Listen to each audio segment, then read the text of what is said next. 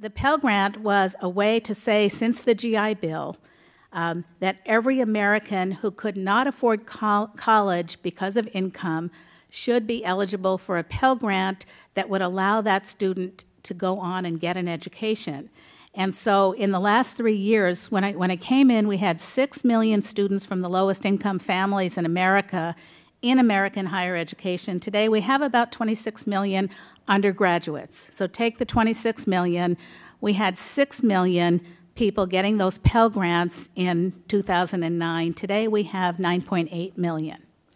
So in 2.5 years, we've really ramped up the opportunity for all. I call it opportunity for all. I talk a lot about the top 100% of people having the opportunity to go to college. Now, they have to make academic progress to continue to get a Pell Grant, and there are lots of proposals about how are we going to make this investment that the Congress has made with the President's leadership sustainable. Because if we continue that trajectory upward, we're going to have a gap that we're going to have to fill.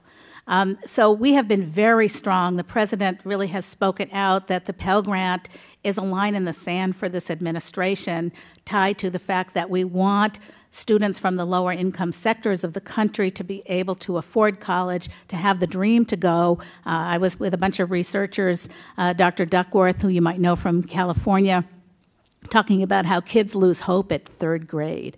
They lose hope that they could go, that they don't have aspirations, they fall out in middle school, and what we have to do is what Arne Duncan calls a cradle-to-career agenda that really attacks the education problem simultaneously at all levels. And it's very, very ambitious. We can't do this alone. We've got to do it with states, with students and families, and with the institutions themselves, which is why we look to San Jose State and other institutions of higher education for the leadership about how to tackle these problems, because they are community problems. They're regional. They're local. And at the federal government, we want to be a catalyst and use the money we do have to make the kind of change we're going to need.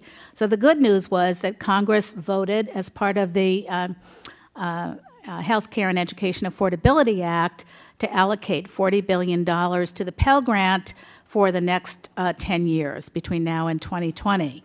So we have been on a trajectory with that. You see a tremendous growth in the number of students. What's interesting, when I was looking at the Pell Grant data, if you look at the lowest income people in the country, people with incomes below $10,000 a year, we have doubled, more than doubled, the number of those people entering higher education. So I really, when I think about it, I think about, you know, the opportunity to lift the nation step by step,